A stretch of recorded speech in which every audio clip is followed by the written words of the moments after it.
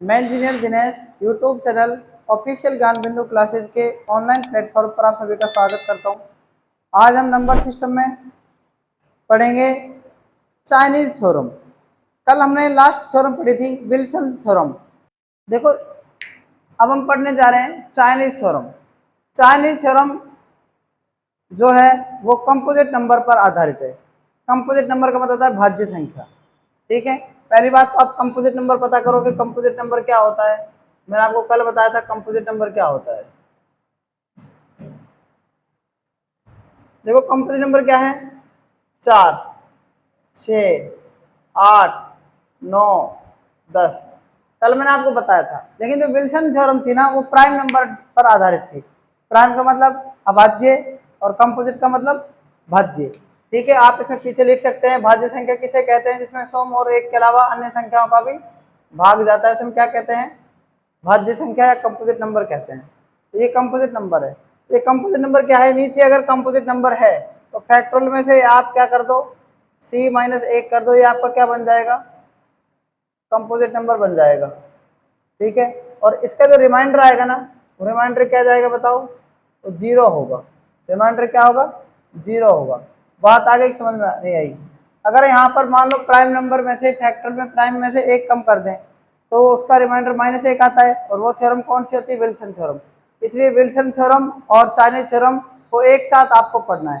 ठीक है, समझ में आ रही है मेरी बात। अगर मान लो मैं आपसे कह दूं, मैंने जैसे एक एग्जांपल ले लिया यहाँ पर, मैंने एक पहला एग्जांपल ले लिया यहाँ पर।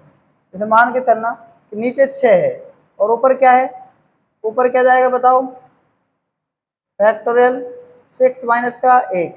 क्लियर है ना ये बात। आप इसको सोल्व करो, 6 में से 1 गए 5, तो फैक्टोरियल 5 का मतलब क्या होता है,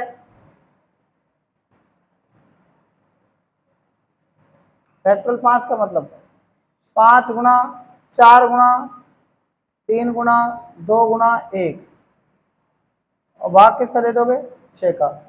5 चौक 20, 20 छः 60, 60 दूनी 120। 120 में आप 6 का भाग दे दो, रिमाइंडर क्या बच जाएगा, 0। बात आ रही समझ में नहीं आ रही है। दूसरा क्वेश्चन ले लो, जैसे मान लो फैक्टोरियल क्या है, नीचे कितना था, 8 था, 8 माइनस 1 कम कर दो, कितना जाएगा फैक्टोरियल, 7 आ जाएगा, बटा में कितना है 8। आप सोल्व करो इसको। फैक्टोरियल 7 का मतलब 7 गुना 6 गुना 5 गुना 4 गुना 3 गुना 2 गुना और 1, भाग किसका देना है, 8 का। 3 दूनी 6, 6 चौक 24 बन जाए 120 को 6 से गुना करेंगे, 720 को 7 से करेंगे तो कितना जाएगा, 720 को 7 से गुना कर दो। गुणा करने की जरूरत नहीं है, 8 9 72, 8 9 72 0, तो शेष पर रिमाइंडर क्या जाएगा, रिमाइंडर यहाँ पर भी क्या जाएगा बताओ, 0 ही आ जाएगा। बात आ रही है कि नहीं आ रही समझ में बताओ। ठीक है, तो ये होती है चाइनीज थ्योरम। ये आधारित है किस पर, कंपोजिट नंबर पर। जो हमने कल पढ़ी थी विल्सन थ्योरम वो आधारित थी प्राइम नंबर पर। क्लियर है ना ये बात। तो इस क्वेश्चन को भी आप नोट कर सकते हैं। हाँ, अरे भाई 8 9 72, शेषफल 0, 0 को अपन 7 से गुणा करेंगे तो 0 ही तो आएगा। देखो 227 की पावर क्या है 25, और भाग में क्या है 15। इसको सबसे पहले बेसिक मेथड से कैसे करेंगे, इसका बेसिक देखो, सबसे पहले बेसिक से कैसे करेंगे, इसको बेसिक मेथड से कैसे करेंगे, ध्यान से देखिए। 227 में 15 का भाग देंगे, जब 15 का भाग 227 में देंगे तो शेष पर क्या बचेगा, 15 एकम 15, 7 15 75, 2 बचेगा, तो 2 की पावर क्या बच जाएगी, 25 हो जाएगी ना। अब आप इसको क्या लिख सकते हैं, 15 है या तो ऊपर 16 हो या इधर 14 हो, तो 2 की पावर क्या लिख सकते हैं, इसको 3 2 की पावर 4 लिख सकते हैं। 2 की पावर 4 का भाग इसमें देंगे, 4 6 24, तो ये 2 की पावर 1 बच जाएगी। बात समझ में आ रही है कि नहीं आ रही है बताओ पहले। ठीक है, और नीचे क्या है 15। आगे क्या करेंगे देखो, 2 की पावर 4 का मतलब 16 होता है ना, और 16 में 15 का भाग देंगे तो कितना आएगा, कितना आएगा 1, और 1 की पावर 6 का मतलब 1 ही होता है, और 2 की पावर 1 बची, 2 से गुणा कर देंगे इसको, तो रिमाइंडर क्या जाएगा 2 आ जाएगा। बात आगे कि नहीं आगे समझ में? अब हम बात करें इसमें यूलर नंबर से, यूलर थ्योरम से कैसे करेंगे? ठीक है, यूलर थ्योरम में देखो, यूलर थ्योरम में क्या करते थे हम, बताओ। यूलर थ्योरम में क्या करते थे? देखो 227 इसकी पावर क्या है? 25 और भाग में क्या है? 15। सबसे पहले 15 का यूलर नंबर पता करो, पहला स्टेप यही देना है ना। 15 का क्या करेंगे? यूलर नंबर पता करेंगे। कैसे करते हैं यूलर नंबर? नीचे लिखेंगे 3 गुणा 5, 3 5 15। और क्या करेंगे? 3 में से 1 गए 2, 5 में से 1 गए 4 और गुणा में क्या कर देंगे? 15 से गुणा, इससे ये कट जाएगा। 4 दूनी 8, क्या बच गया? यूलर नंबर पता कर लिया हमने, कितना आ गया? 8। आपका सेकंड स्टेप क्या होता था? 8 का भाग किस में देंगे? 25 में देंगे। 25 में 8 का भाग दे दो, शेष फल कितना बचेगा? 1 बचेगा। तो 227 की पावर क्या बच जाएगी? 1 बच जाएगी ना। और 227 की पावर का मतलब 1 का मतलब क्या होता है? 227 ही होता है। 227 में आप किसका भाग दे देंगे? 15 का। 15 एकम 15 और 15 75 से रिमाइंडर क्या बच जाएगा? बात आगे कि नहीं आगे समझ में? बताओ। दोनों से हमारा इक्वल आ रहा है आंसर, हमारा आंसर दोनों से इक्वल आ रहा है कि नहीं आ रहा है? बताओ। अब हम तीसरा इस मेथड से कर सकते हैं इसको। क्या हम इसको चाइनीज थ्योरम से कर सकते हैं क्या? चाइनीज थ्योरम से कर सकते हैं कि नहीं कर सकते? बताओ। क्योंकि यहाँ पर फैक्टोरियल नहीं है। बात आ रही समझ में? नहीं आ रही है? तो इसको हम चाइनीज थ्योरम से नहीं कर सकते। ठीक है, तो इस क्वेश्चन को आप नोट कर सकते हैं। बेसिक से किया था और किससे किया था? यूलर नंबर से किया था, यानी यूलर थ्योरम से किया था। अब हम पढ़ते हैं चाइनीज थ्योरम।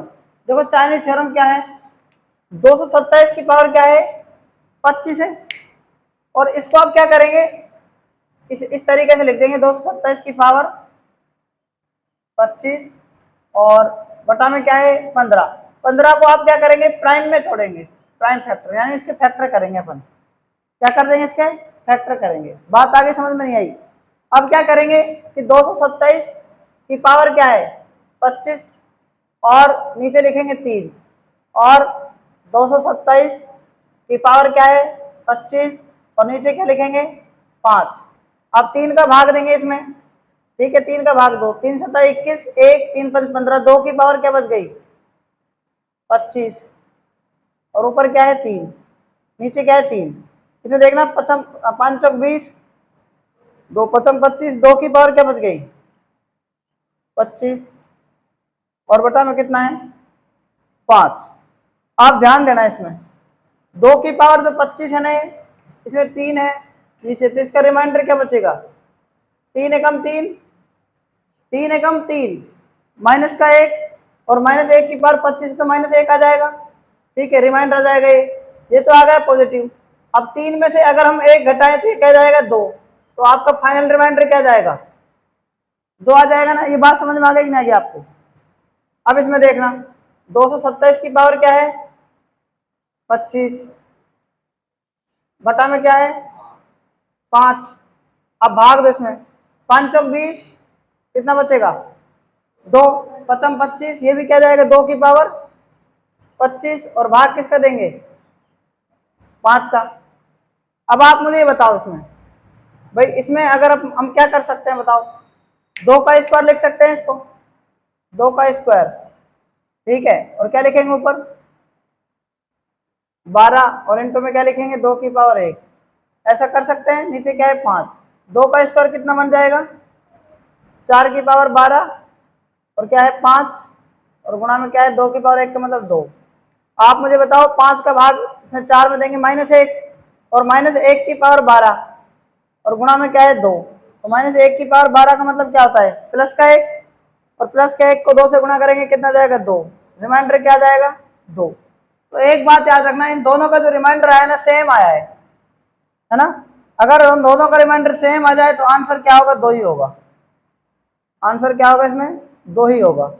आप मुझे बताओ, हमने इसको बेसिक से किया और विल्सन थ्योरम से किया, से यूलर नंबर से किया था, क्या बिल्कुल इक्वल है कि नहीं? बताओ। रिमाइंडर बिल्कुल इक्वल है ना रिमाइंडर। तो ऐसी कंडीशन में हम चाइनीज थ्योरम का यूज करते हैं। ठीक है, तो इस क्वेश्चन को आप नोट कर सकते हैं। देखो नेक्स्ट क्वेश्चन क्या है? 719 की पावर 240 भाग देना है 143। ध्यान से समझो इस क्वेश्चन को कैसे करेंगे, यहां ध्यान दो आप एक बार। 719 की पावर क्या है 240। अब आप देखना यहां पर बटा में क्या है 143। 143 के फैक्टर क्या हो सकते हैं, अगर मैं 11 को 13 से गुणा कर दूं तो 143 आता है, तो मैं 11 इंटू 13 कर दूंगा। क्लियर। अब ये दो सवाल बन गए, एक तो क्या बन गया, ध्यान से देखना आप, 719 की पावर कितनी है 240 और नीचे कितना है 11। ऐसा कर सकते हैं ना, नीचे क्या है 719 और इसमें क्या है 13, इसकी पावर क्या है 240। आप मुझे ये बताओ सबसे पहले, क्या आप इसमें फर्मेट थ्योरम यूज कर सकते हैं क्या। फर्मेट थ्योरम क्या कहती है, नीचे प्राइम नंबर हो और उससे ऊपर कितना हो, एक कम होना चाहिए ना। अब इसका मतलब क्या है 11 है और यहाँ पर कितना होना चाहिए बताओ, इसकी पावर कितनी होनी चाहिए, पावर कितनी होनी चाहिए, एक कम होनी चाहिए ना। तो आप क्या करेंगे, ध्यान से मेरी बात को समझना कि 719 है ना, और इसकी पावर क्या लिख दो आप 10 लिख सकते हैं क्या, और 10 को आप यदि 24 से गुणा कर देंगे तो आंसर क्या जाएगा पता है आपको। आप मुझे बताना 719 की पावर 10 को 24 से ऐसे करके लिख सकते हैं ना, यानी इसकी पावर कितनी है एक, इसका रिमाइंडर एक आ जाएगा ना, और एक की पावर कुछ भी हो तो रिमाइंडर क्या आ गया। बात आगे कि नहीं आगे समझ में, आपने यहाँ पर फॉर्मेट थ्योरम यूज की है। और यहाँ पर देखना आप, यहाँ पर भी क्या कर सकते हैं 719, यहाँ पर क्या कर सकते हैं 12 कर सकते हैं ना, और 12 दूनी 24 तब भी तो यही आएगा, और यहाँ पर बटा में कितना है 13। तो आपने यहाँ पर फॉर्मेट थ्योरम यूज किए, इसका मतलब कितना होता है एक, और एक की पावर 20 बटा में 13 क्या होता है एक ही होता है, इसका रिमाइंडर भी क्या जाएगा एक। अब दोनों में इक्वल है कि नहीं बताओ, तो फाइनल जो आंसर आएगा आपका क्या जाएगा, वो एक रिमाइंडर आ जाएगा। बात आ गई कि नहीं आगे समझ में बताओ। तो इस क्वेश्चन को भी आप नोट कर सकते हैं। देखो क्वेश्चन नंबर नेक्स्ट, 2 की पावर 736 भाग में क्या है 117। क्या करेंगे, देखो 2 की पावर क्या है 736 है ना, और बटा में क्या है 117 के फैक्टर क्या होते हैं 13 नम्मा 117। अब नीचे क्या है ना प्राइम फैक्टर नहीं है, नीचे क्या है प्राइम फैक्टर नहीं है ये वाला 9, लेकिन 13 क्या है, लेकिन आप 9 के जब गुणनखंड करेंगे तो 3 गुणा 3 आ जाएगा। 3 गुणा 3 का मतलब क्या होता है 9 ही होता है। तो दोनों को आप दो ही को यूज कर सकते हैं, चाहे आप 3 का अलग अलग यूज कर लो, कोई फर्क नहीं पड़ता उससे। ठीक है, आप ध्यान से देखना, आप कैसे भी कर सकते हैं इसको। वैसे आपने क्या किया कि 2 की पावर 736 और बटा में क्या है मैंने लिख दिया यहाँ पर 9। एक कंडीशन तो आपने ये लिख दी, दूसरी कंडीशन क्या लिख दिया आपने, देखना यहाँ पर 2 की पावर 736 और बटा में कितना है 13। आप मुझे ये बताना सबसे पहले कि 9 क्या है नीचे, 9 यहाँ पर क्या है कंपोजिट नंबर है ना। तो बेसिक से कर लो आप इसको, बेसिक से कर लो। आप क्या कर सकते हैं ध्यान से देखना, 2 की पावर क्या है 3 है और बटा में क्या है 9 है, और 3 का भाग जब इसमें देंगे आप तो 3 दूनी 6, 3 चौक 12, 1 3 5 15, और क्या बचेगा गुणा में 2 और बच जाएगा भाई, 3 दूनी 6, ठीक है, एक बचेगा 3 चौक 12, एक बचेगा 3 15, तो 2 की पावर 1 बच जाएगी ना।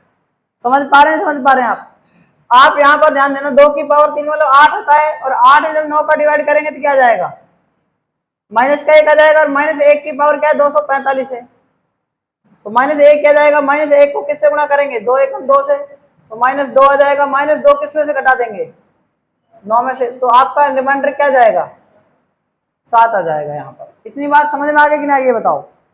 अब क्या कर सकते हैं, नीचे 13 है तो 13 की पावर आप 12 लिख सकते हैं, 2 की पावर 12, पता लग गया क्यों लिख सकते हैं, अरे 2 की पावर तो 12 लिख सकते हैं ना। यहाँ अगर प्राइम नंबर होता अलग अलग करना पड़ता, फिर 3 की पावर 2 लिख सकते थे आप। समझ में आ रही मेरी बात, उससे भी कर सकते थे। 12 का डिवाइड करो किससे 736 में करो, वार्षिक 72 कितना जाएगा 1, 12 कम 12 तो 2 की पावर क्या जाएगी 4 आ जाएगी, और इसका मतलब तो क्या होता है 1 होता है, और 1 को 2 की पावर 4 से गुणा करो कितना जाएगा 16 आ जाएगा। 2 की पावर 4 का मतलब क्या है 16, और ये क्या है 13, तो रिमाइंडर कितना जाएगा बताओ है, क्या जाएगा 3 आ जाएगा। अब मैंने आपको बता रखा है दोनों अगर रिमाइंडर अलग अलग आए, सेम आए तो आंसर 1 होता, लेकिन ये दोनों रिमाइंडर क्या है, अलग अलग हैं। तो क्या करेंगे देखना, भाग किसका दे रहे हैं 9 का, है ना, शेषफल कितना बच रहा है 7, तो 9 एकम 9, 9 एकम 9 और 7 कितना आ गया 16, 16 भाज्य आ गए ना, भाज्य कितना आ गए बताओ 16 आ रहा है। एक बात यहां पर देखो, अगर 16 में हम किसका भाग दें, की बार 13 का भाग दें, तो 13 एकम 13, तो शेषफल कितना बच रहा है 3 बच रहा है, यानी 13 एकम 13 और 3 16, 13 एकम 13 और 3 16 आ रहा है। तो इसका मतलब 16 में से 13 के 3 आ रहा है, 16 में से 9 गए तो कितने बच रहे हैं 7 बच रहे हैं। तो आप दोनों कंडीशन में देखना भाज्य क्या आ रहा है, 16 आ रहा है कि नहीं आ रहा है बताओ। अब दोनों कॉमन मिल गए तो हम हमारा जो फाइनल रिमाइंडर होगा ना वो क्या होगा 16 हो जाएगा। बात आ गई कि नहीं आगे समझ में, जो हमारा आंसर होगा ना वो क्या होगा 16 होगा। ठीक है, तो इस क्वेश्चन को आप नोट कर सकते हैं।